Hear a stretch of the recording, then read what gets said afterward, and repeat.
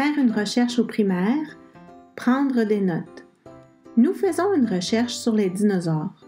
Nous voulons savoir quels sont les types de dinosaures qui ont vécu au Canada et à quoi ils ressemblaient. Nous devrons consulter plusieurs sources d'informations différentes, livres, sites web, experts, pour trouver la réponse à nos questions. Comment pourrons-nous ensuite utiliser l'information que nous avons trouvée? Prenons par exemple ce document en ligne. Il provient du musée Redpath. En le parcourant rapidement, nous aurons une idée de son contenu. Observons d'abord les titres, sous-titres et images. Ce sont des indices qui nous aideront à déterminer si le document peut répondre à nos questions. Nous pouvons y voir une image d'un dinosaure et quelques renseignements à son sujet. Il y a aussi une carte du Canada. Ce dinosaure y a donc probablement déjà vécu. Nous pouvons déjà conclure que cette source d'information est intéressante et aidera à répondre à nos questions. Si nous décidons d'utiliser ce document, nous devrons le lire attentivement et prendre des notes. Prendre des notes, c'est mettre par écrit d'importants éléments d'information que nous avons trouvés. Cela nous aide à mieux comprendre l'information que nous trouvons, à l'organiser et à nous en souvenir. Nos notes nous aideront aussi à répondre à nos questions de recherche. Par exemple, le premier paragraphe nous donne déjà des renseignements qui pourraient être utiles pour notre recherche. La première phrase dit « Sarah est un tricératops qui a vécu à East End, dans le sud de la Saskatchewan, il y a un peu plus de 65 millions d'années, à la fin du Crétacé, la grande époque des dinosaures. » Examinons maintenant chaque partie de cette phrase. Sarah est un tricératops qui a vécu à East End, dans le sud de la Saskatchewan. Nous apprenons que Sarah est un tricératops et nous savons que c'est un type de dinosaure. Nous devrions donc surligner cette partie ou la prendre en note.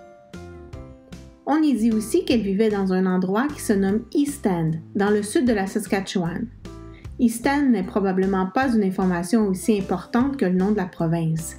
Nous ne garderons donc que ce dernier et écrirons « Les tricératops ont vécu en Saskatchewan ». Nous apprenons ensuite que Sarah a vécu il y a un peu plus de 65 millions d'années, à la fin du Crétacé, la grande époque des dinosaures. Ajoutons cette information à nos notes.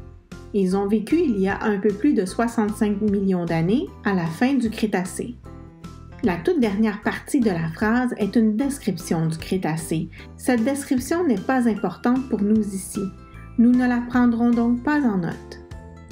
La deuxième phrase dit « Sa famille habitait une grande partie de l'Amérique du Nord comprenant l'Alberta, la Saskatchewan, le Colorado, le Montana, le Dakota du Sud et le Wyoming. » Nous savons maintenant que les tricératops ont vécu en Saskatchewan et à d'autres endroits.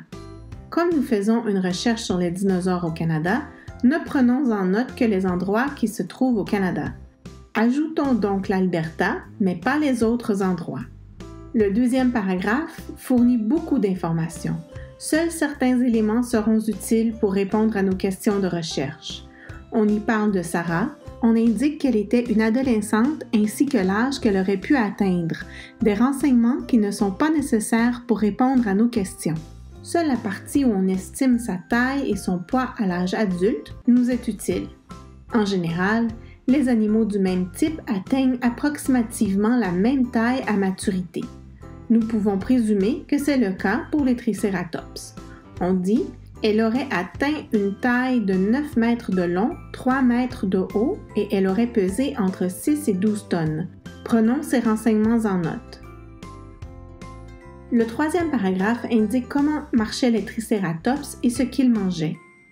Les tricératops étaient des quadrupèdes. Ils marchaient sur 4 pattes, herbivores, ils mangeaient des plantes.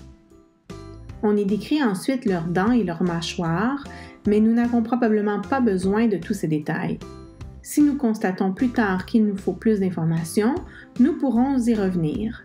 Pour l'instant, écrivons simplement « Les tricératops marchaient sur 4 pattes, ils mangeaient des plantes ». Nous n'avons lu que les 3 premiers paragraphes.